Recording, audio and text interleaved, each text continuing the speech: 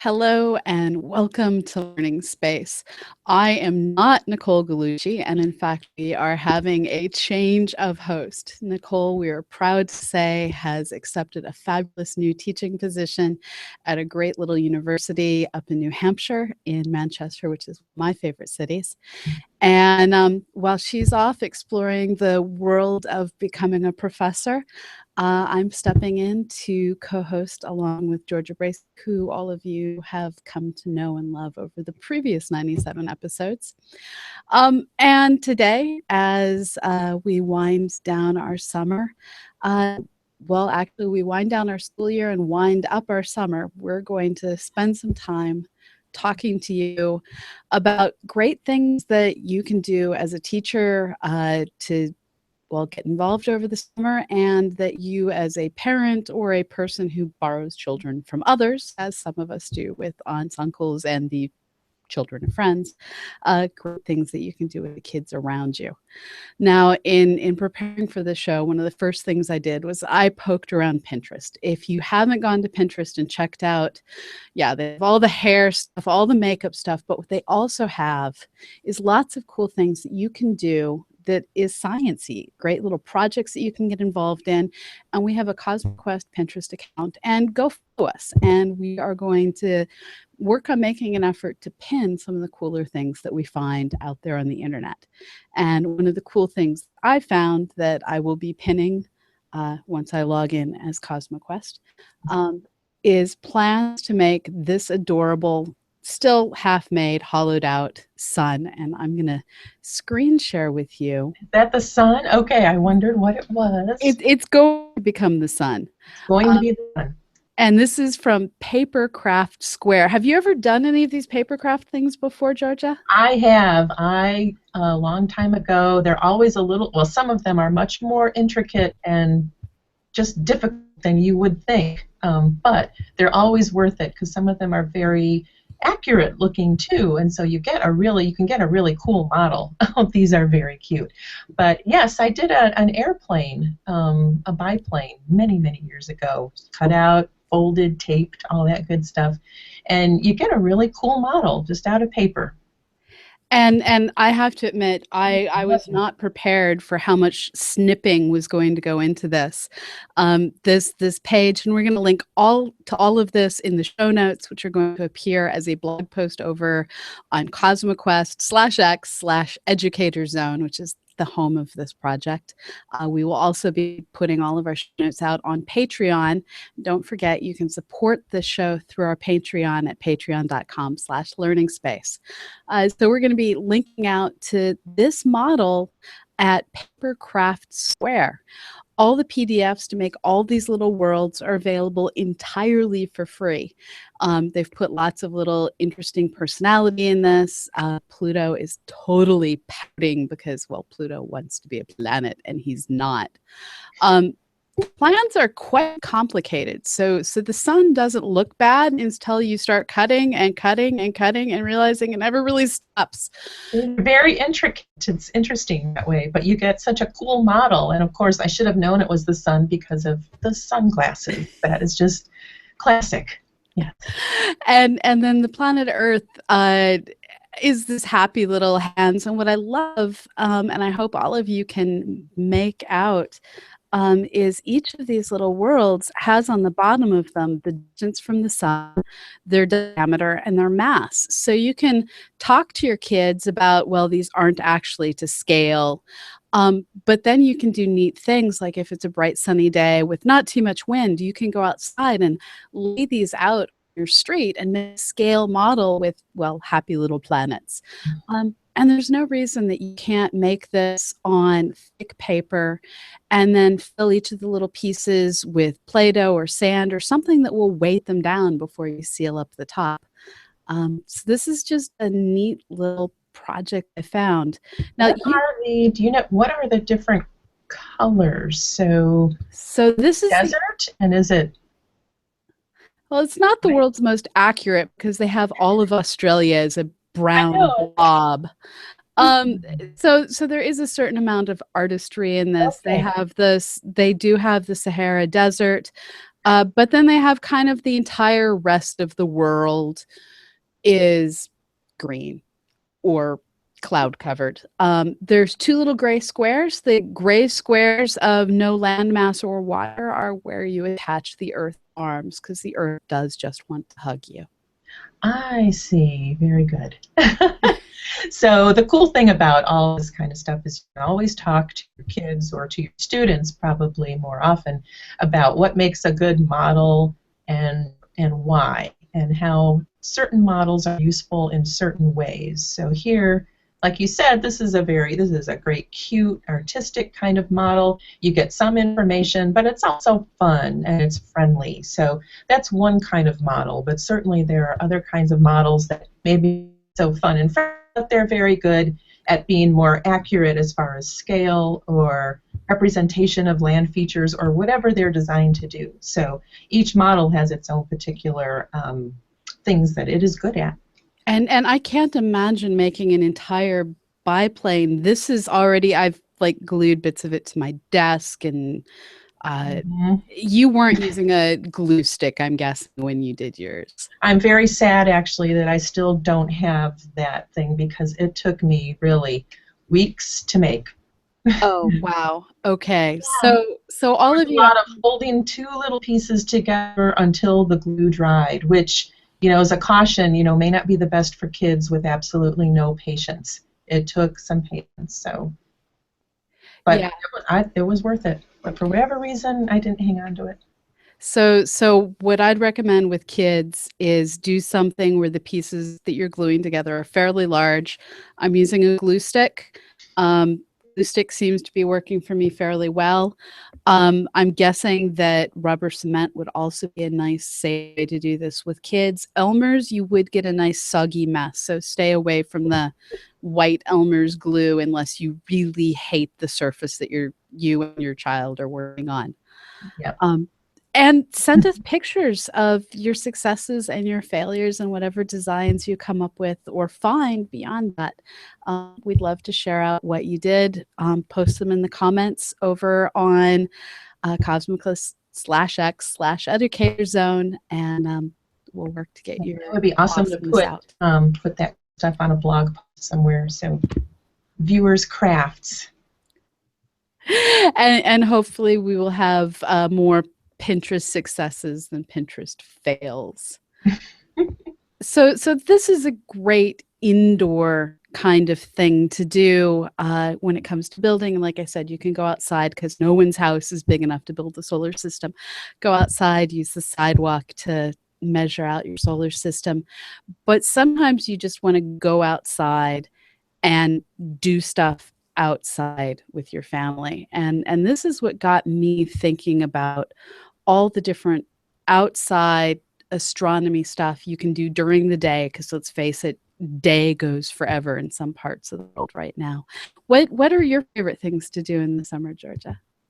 Well, I love to use my old little refractor and do some projection with the sun, and that's something I did with my students too, because like you said, there's a lot of daylight during the summer around here anyway, but for most teachers, obviously, day is when you're in school, and so it would be great to have some astronomy type activities where you could go outside in the daytime when you've got your students already there rather than scheduling things at night and having them come back. So I even took my telescope into my classroom and showed them how to safely observe the sun.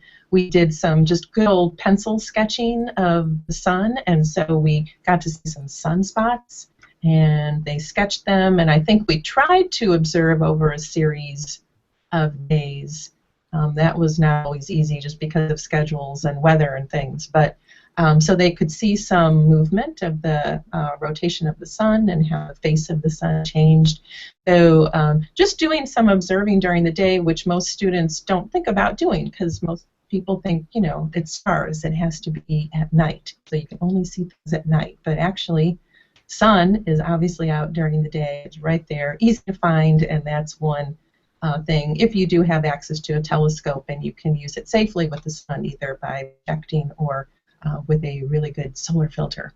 And one other really cool thing that you can do with the sun that I think we blogged about during the Venus transit a couple of years ago is you can make what is called a solar funnel. This is where you actually cut down a funnel to fit onto where your eyepiece goes and stretch uh, an old t-shirt, old nylon, well, not nylons, but old opaque tights, something like that over the face of the funnel and fuss with it until you can get the sun in focus on that funnel. And this is a fabulously safe way to look at the sun.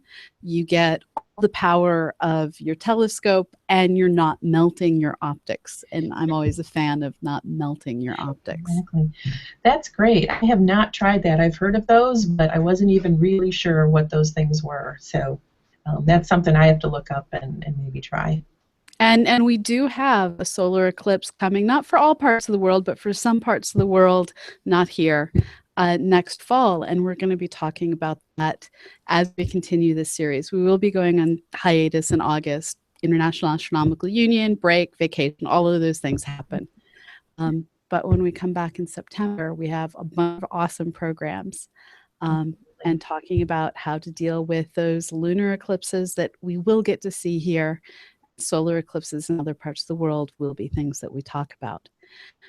Now, so far we've talked about a lot of things that involve interacting, but there's always going to be that kid that just kind of wants to go sit in the corner and draw. I know I was that kid periodically. And one project that works really well in terms of just changing kids' perspectives is go outside with your child or your borrowed child and find either the eastern or western horizon, depending on when you want to do this, and have the child sketch out the horizon. And when you're doing this, you can teach them that your hand held at arm's length is 10 degrees, that your pinky is 1 degree. Get them to understand all of these different measurements. And we are documenting all of this in the show notes. And when they sketch out the horizon, have them notice where the moon is and notice, wait, the moon, it's up during the day. Somehow lots of adults go through their entire life without like fully internalizing that they keep seeing the moon during the day. I don't think that people have actually never seen the moon during the day. I think it's just this, we don't expect it to be there, so somehow we're blind to it. Yeah, and I know once pointed out to people, then they see it all the time. It's one of those things that as soon as you become mindful of it, then you're always noticing it, and you'll find kids, especially some of them that are really sure that it's never out during the day, and it's amazing. That's another thing for teachers, that you can take advantage of. Those times when you can observe the moon during the day, you've got your kids right there and take them outside. And so if you take them outside, have them draw the horizon, mark where they are, maybe with a piece of chalk or something, or just notice where they are, and go back day after day. People, even once they realize, hey, the moon's up during the day, they don't realize how much that sucker moves. And you can do this in software, and actually pull up the software that I use. It's called Stellarium. You can pull this up in software, and it doesn't always sink into people. So here I have Stellarium set for St. Louis, which is where we are. And I've fast forwarded the date to July 25th, because right now we're at full moon here at July 1st. So full moon has the unfortunate behavior of coming up 6-ish in an ideal setting. Daylight savings time and all of that changes what time it actually comes up. But anyways, a full moon, it's up at night. And if you're trying to do an experiment with kids, you want your daylight moon. So here I fast forwarded to 4 o'clock Central Time on July 25th. And I can see that the moon is just starting to come up. Now, the next day when I go outside, it won't quite have come up. So I probably want to be doing this experiment a little bit later in the day. And in our instructions for this, we actually recommend 6 p.m. So here I'm going to show you why. So here I am at 6 p.m.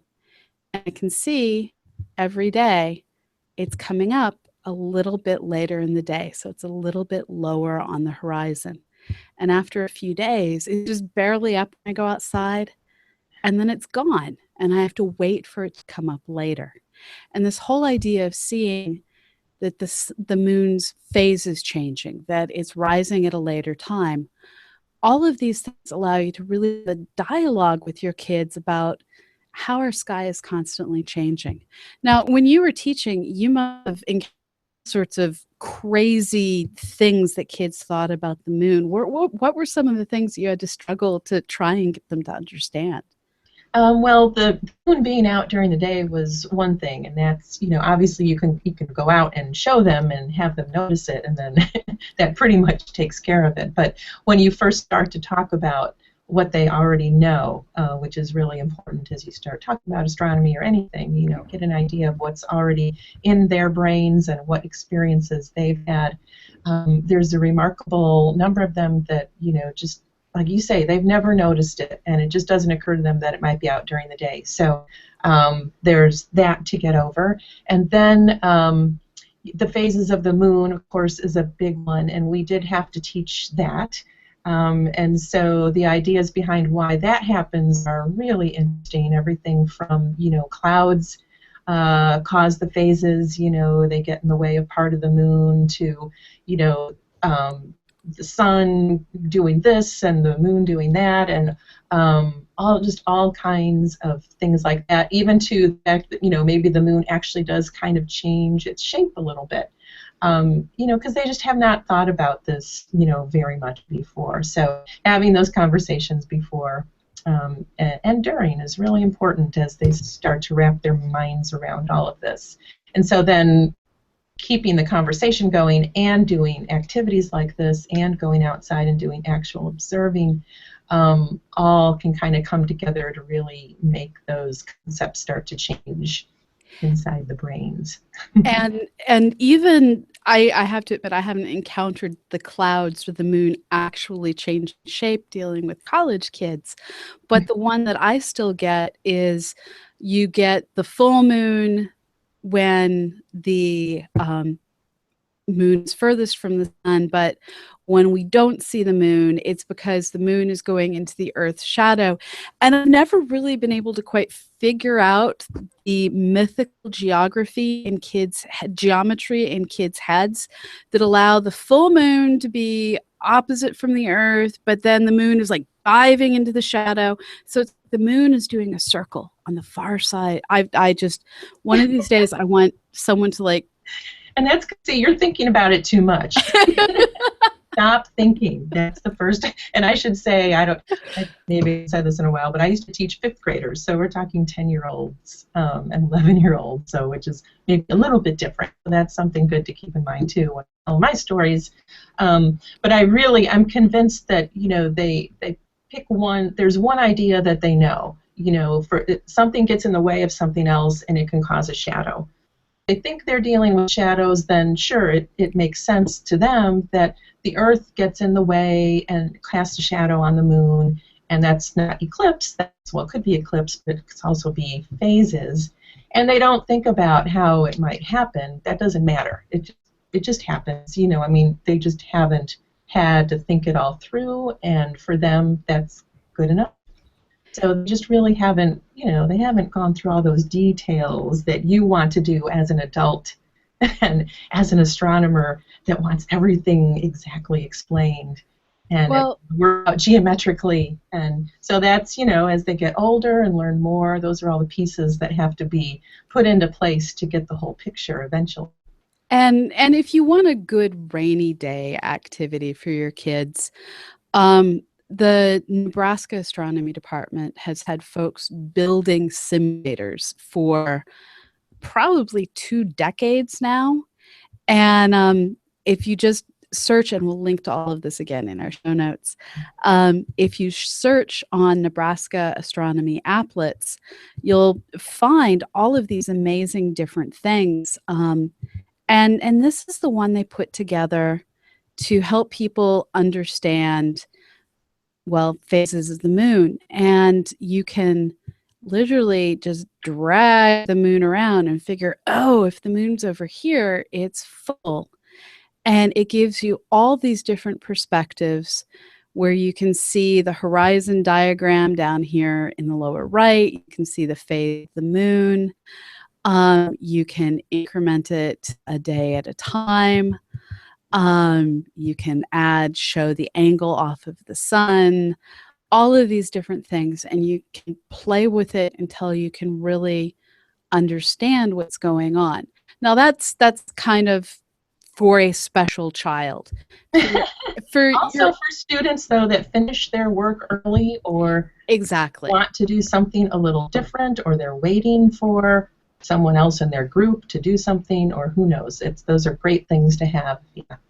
And the other thing that you can do is you have your kids go on a scavenger hunt on the internet, give them set sites to search. So like only search on site:/nasa.gov, only search on Planetary Society.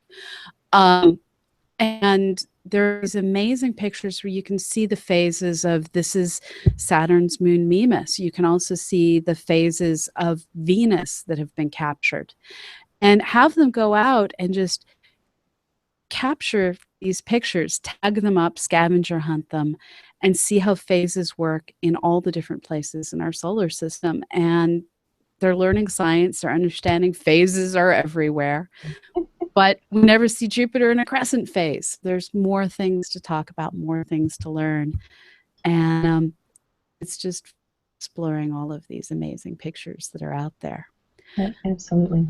You went when you were showing the moon, and you were showing how it moves a little bit every day, actually quite a bit every day. Um, how can you show that in degrees? Um, Yeah, and I'm trying to remember because you can kind of use your fist held out because it moves a certain number of degrees right. through the sky every day, right? So in terms of looking at it with the simulation, I now have the degrees turned on. So here it is. Let me zero it up. Okay.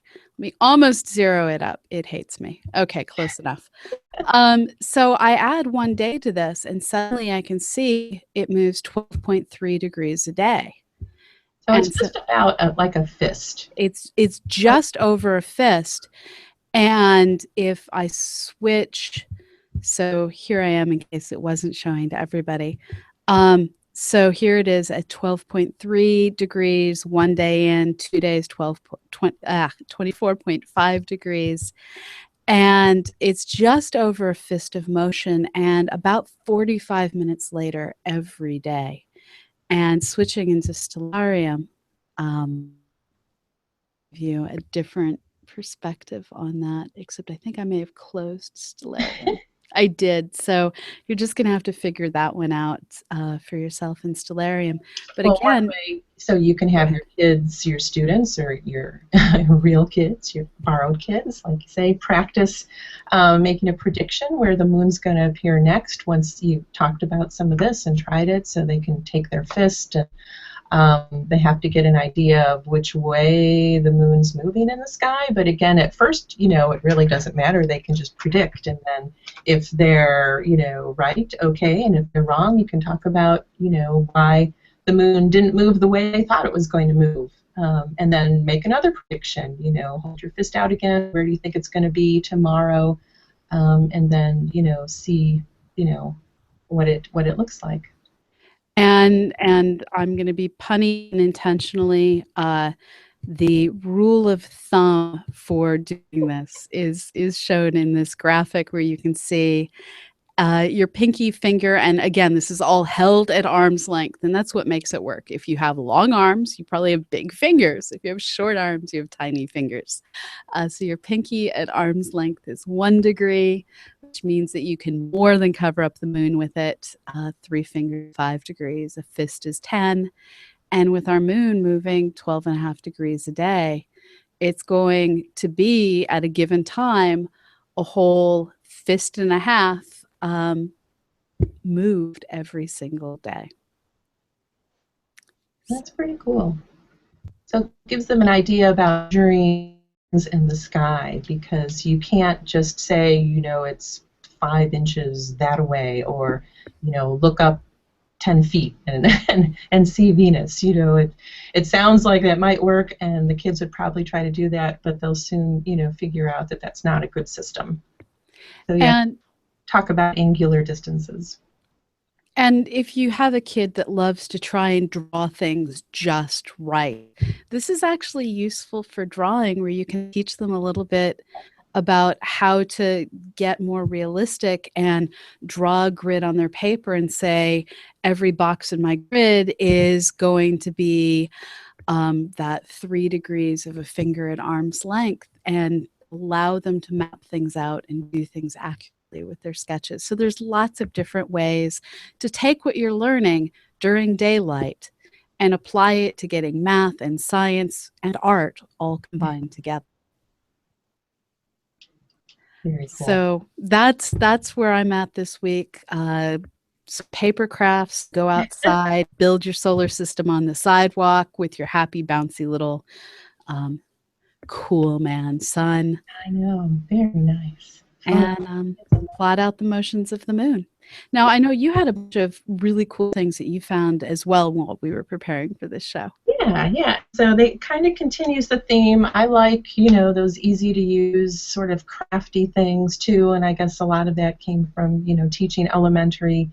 Like to use the simple things, the things that are easy and cheap to get and safe, and if they break, you don't care. That's all good stuff. So, and I also wanted to encourage my students to go outside and actually look in the sky and see what the moon's doing, and that you can see it during the day, and see what the stars are doing. And so I had a couple of projects for them that encouraged them to do just that. So, but let me start over here, since we were talking about measuring things in the sky.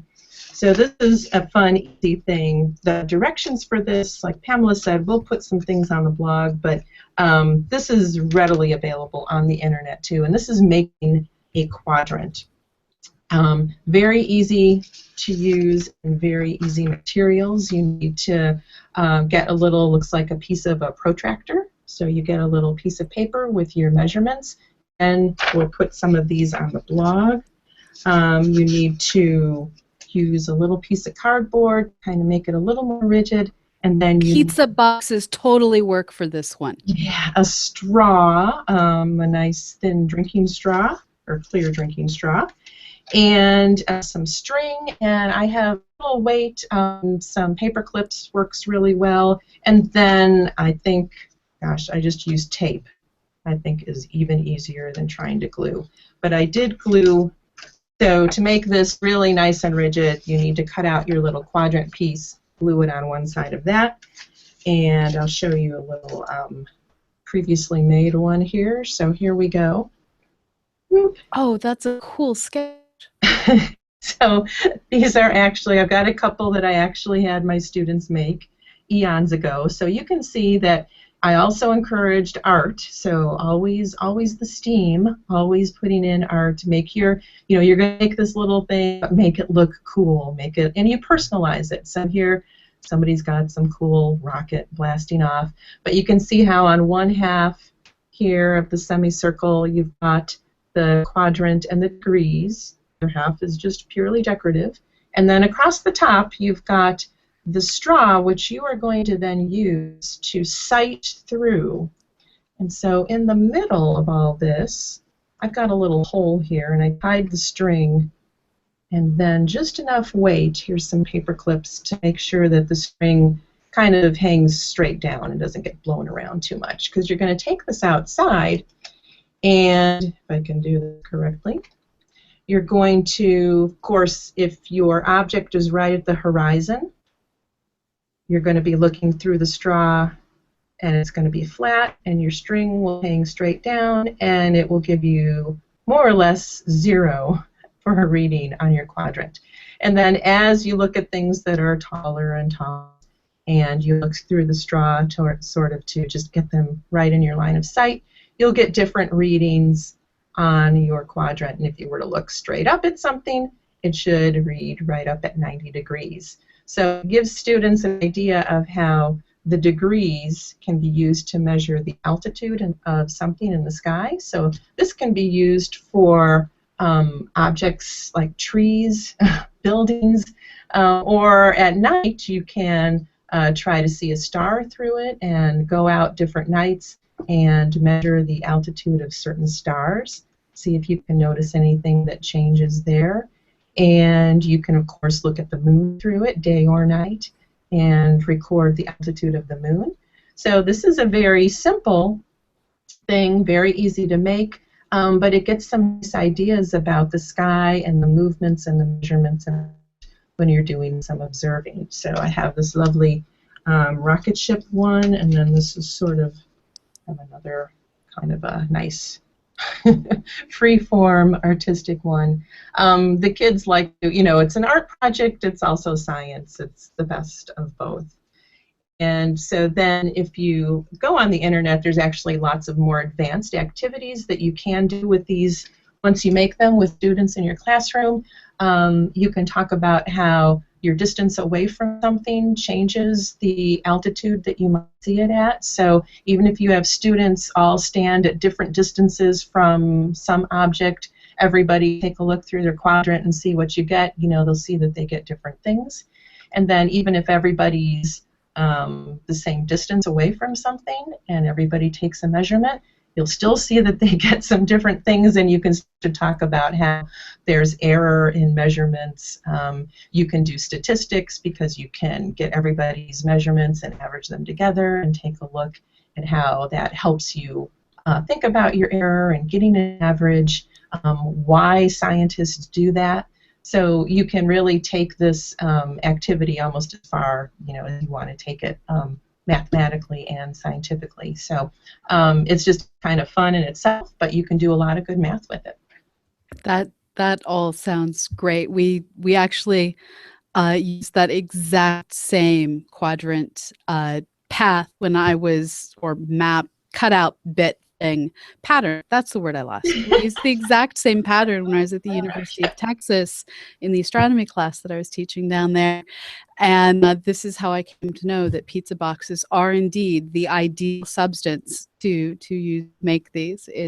That's good. This activity may have come from, I have to say that, years ago we didn't worry as teachers so much about where we got stuff. We just grabbed stuff and we shared, and that was it. So, but nowadays, especially with the internet and all the sharing that goes on, it's really important to give credit where credit is due, and cite things and all that good stuff. But these were actually before, I wouldn't say before the internet, but no, it was about the time the internet was starting, so early internet. So, but anyway, but nevertheless, yeah, these could be from University of Texas. Very likely. So, whoa, my lights went out. Sorry, hold on. Oh, you better move around. Yeah. So, so my students, yeah, really enjoyed that because my office has me really just like the cutting and the, like you say, they like to sit and draw. Even adults still do. Certainly, young, they, that's what they want to do, and it lets them personalize when you let them put a little art into it. Yeah, it's a lot of fun, and you can do so much different stuff with it. Now we're getting a few comments coming in from the internets, which is cool, speaking of internet. And Guido Bibra pointed out that Matthew Francis, Dr. M.R. Francis on Twitter, shared some really cool printables of, I believe this is Ganymede. There's a whole bunch of different maps. So let me go ahead and screen share this. And cool. This is over on the USGS website. And Venus Magellan Globe, that's the one. So in a minute, it's going to switch what world it's showing. But they have a bunch of different download, print, and make your own planetary globes that you can download. So you can see the whole set of them here, where there's Io, Callista, Mars Viking Globe, Venus Magellan. Europa. So you can go and instead of buying your blow up moon or planet, you can instead go and download your printable and also teach about mapping perspective while you do it. Because a lot of kids and a lot of adults don't realize how mapping perspective really distorts things, and that Europe and America are really kind of tiny compared to like Australia and Africa. Um, so go out and explore other worlds. That's awesome. That is cool. And again, that's something I could see students doing at home, students that just had extra time. Could be a great project. Make your solar system. Exactly, exactly. And yeah, you can see lots of neat things, just like, for instance, using the Xerox machine to get the moons of Saturn or Jupiter to scale by zooming and unzooming as needed. Lots of fun things out there. Now, other things that you found. Let's see. So again, this is for the kids that really like to just sit and color and draw. And I had this into sort of a writing activity also. So depending on how much writing you want to get your kids to do. This is an idea I got. We're always, I'm not going to say this word correctly, anthropomorphizing. You got it. When you take unhuman objects and make them more human-like, that thing. Stars and the sun especially, but I guess just stars. We talk about stellar nurseries and stellar graveyards even, and it's a middle-aged star, it's a dying star, stars are being born over here. So my students really kind of got into that, and we decided that we would take our sun in particular, but you could do this with any star, and basically make a baby book for the sun. So it's a solar baby book. So they still do this, I know, but I know somewhere in my drawer at home I've got my old baby book that my mom started, where all the data, when you were born and how much you weighed, and then pictures, and then milestones as you go through life, which of course nobody ever continues with them. They just put all the stuff in at the beginning, and then the rest of the book's empty for some reason. But we talked about milestones in the life of the sun, and we decided to put all those in and sort of tell the story of the sun as sort of a baby book. So here's just a little, and this is a very low-tech activity way back in the past, but now you can still do low-tech if you want to just sit and color, but you could do this with all kinds of apps. And now, all kinds of presentation kinds of apps. You could just make your own online book. I mean, you could do this many ways now. And scrapbooking stuff. I mean, just imagine the child of the scrapbooker who has access to all the scissors and all the papers. Yeah, it's a scrapbook for the sun. So this one, the student said, so it's our son's life. And so then, because this was part of a unit that I was teaching for science, I had particular information that they needed to have. So it's a little prescriptive, but you could, of course, do whatever you want. We separated the sun's life into 4 stages, so this is sort of the nebula stage, and so they got this template, and they had to do a picture, and they had to write the story. So it turned out it was more of a writing activity in science. So stage 2, so see the sunglasses. To have the sunglasses. This is the normal stage of the sun, and then it's supposed to be sort of the red giant stage, although not to scale or anything. And you notice he doesn't look quite as happy for some reason as. No one is happy when they blow it up that much. He doesn't need the sunglasses anymore. So, and then white dwarf at the end. But again, so you could just do.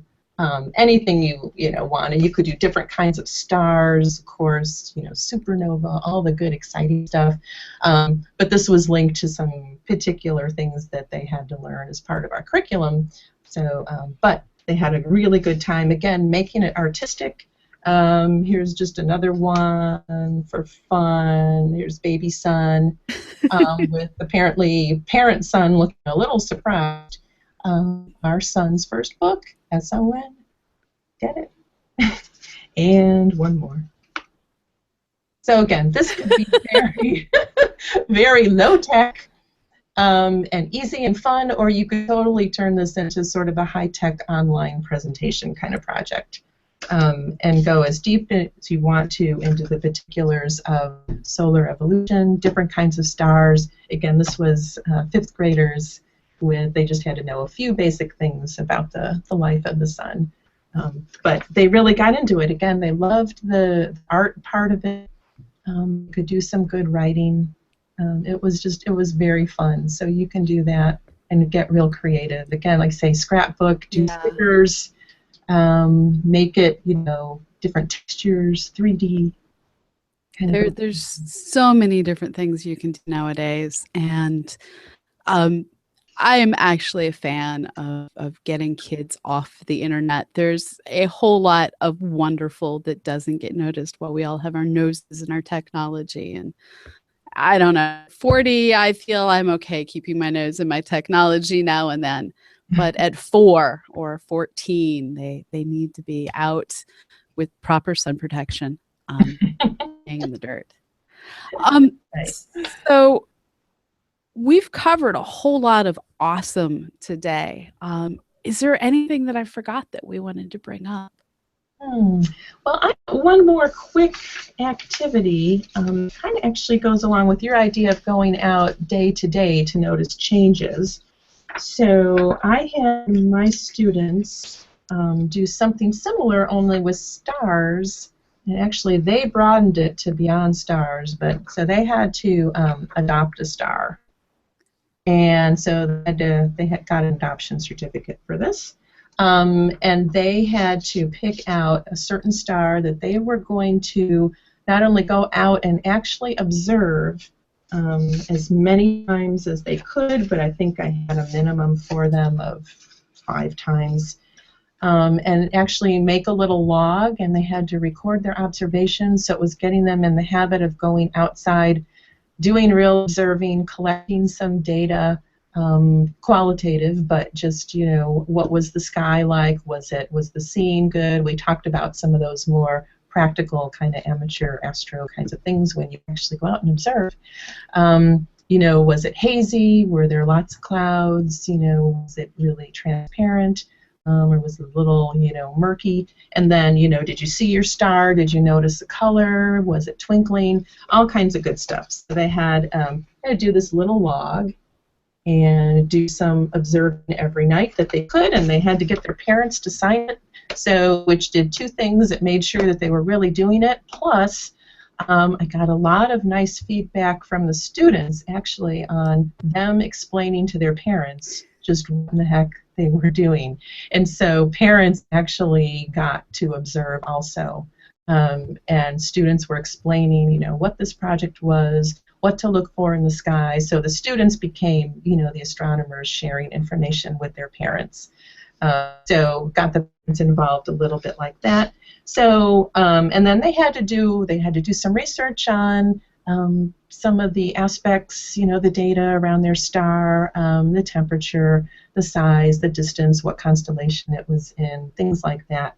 And then they kind of expanded it, and it kind of depended on the time of year, but there were some objects out that were easy for them to see, like the nebula in Orion, the Pleiades. So we talked about the other kinds of things that you can see in the sky besides just stars. So you can see clusters of stars, you can see nebula, double stars sometimes. So they, got anything they wanted to really at the end of all this they could adopt and sort of keep track of over the course of a few months. And they had a good time. They got parents involved, and again, they were getting outside and they were doing real observing, and they were really excited. They would just come in and say, I saw Capella last night. It was there. It's like when people look at Saturn through a telescope and, oh my God, it has rings. It's like, yeah, and people just don't really somehow think it actually does, or like they're just surprised they can really see it. And the kids seemed almost surprised that there really were these stars out there that were different, and they could see them, and they could see the different colors, and that they twinkled, some of them, and that they changed position over the night. So it just again, sort of a simple activity, but it's so rich, and the kids just really went to town with it. So you can do that over the summer, you know, perfect time to do it. Go out every night, pick a constellation or pick a star. If you've got binoculars and telescopes and you want to get more advanced, you know, pick a nebula, pick a cluster, something that you're going to adopt for a few months, and actually go out and do some observing. Do some sketching if you really want to, you know, get advanced. I've never tried that yet. I keep meaning to, but I see really cool just pencil sketches of astronomical objects that are just amazing, and really hones your observing skills when you do that. Now that is So so that was my cool. last, yeah, that was just my last cool project that's, again, easy, but just depending on how much you want to get involved in it, it can be really, really complex and rich. Cool. Well, I'm going to wind this down with a few friendly reminders for Yeah. everyone out there. So first of all, we're celebrating an entire summer of science over here with CosmoQuest. You can read about it over on our blog, but the basic punchline is do science, and people who accomplish the most mapping of other worlds. We've partnered with Celestron, and we're going to have several sets of binoculars to give away at the end of the summer. And Oh, this is all inspired by the Scholastic Summer Reading Challenge. We decided that we wanted to have a Scholastic Summer Science Challenge to go with it. So go forth, do science. yeah, I know. I was thinking it's like you can take a break from work and you can take a break from school, but don't take a break from science. Exactly. And along with this, I don't know if I'm logged in. I think I am. I'm about to find out. We have installed yep, I'm logged in, a new chat feature that you can log in. You need to either give a name or log in through Twitter. And this will allow you to chat with other people who are also logged in to the chat feature, and talk to them while you work on I Can Leave No Crater Unmarked, while you work on mapping. And now you're going to see the secret to mapping things that go off the edge of the screen. Ooh, it's not round. Okay, I'm going to average the edges. So go forth, do science, and we will, at the end of the summer, be awarding people for their awesome contributions. Binoculars, amazing. So go forth, do science. And if you need extra nerd shirts, you can show your spirit for Team Ceres, the other former planet, or for Team Pluto, exploring Planet Pluto Classic.